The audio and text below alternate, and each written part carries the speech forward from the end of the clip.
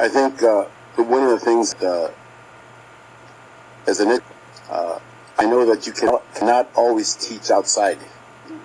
Cannot always teach outside because of the elements. You cannot always teach outside. So much of the instruction does happen inside a classroom, whether we like it or not. The other thing is that animals, and I grew up in Hicks Camp, right next to the river. The river was our playground. I spent, ever since I was a kid, hunting and fishing and doing all the things that a kid could do before the LA County flood control, put that cement and the river became no longer a river, just a water canal, cemented. But one of the things that I can tell you, I knew all the names of the birds, and there were very few that I knew, including the chiparrosa that the gentleman mentioned a little while ago, and pheasant and stuff that we had out there. But beyond that, there was no instruction in the classroom. There was no instruction. And so guess what happened?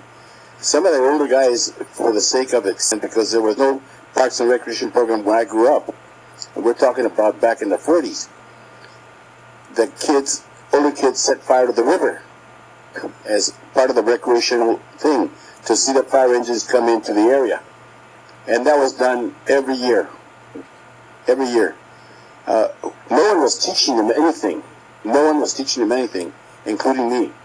And I love animals as much as all of you. But we had no sense of value for nature. Most often than not, we made slingshots, and if we were lucky, had a BB gun, in which our prize was the hummingbirds. We shot them. It was a recreation. But had we had instruction somewhere in the classroom, we might have been a little bit more civil to these wild creatures. Wild creatures. We trapped everything.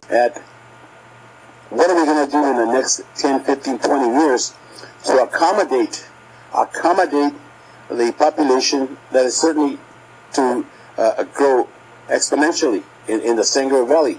El Monte, 125,000, South El Monte, 60,000, and many of those are young people.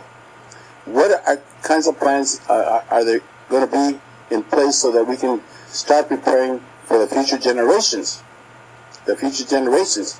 And not just worry about, yes, it's important to worry about that one educational instruction center, but beyond that, what needs to be in place, and rather than the fighting that I am seeing, the back and forth, how can we come together and get the LA County to get you more land? More land, because not all, there's a big parking lot, huge parking lot. I'm familiar with the area. I'm familiar with that. So you're not talking to a neophyte. I'm familiar with what's there. I've been there a number of times. And the thing is, why not come together and plan together to expand the area? Expand it. Expand it. Expand it.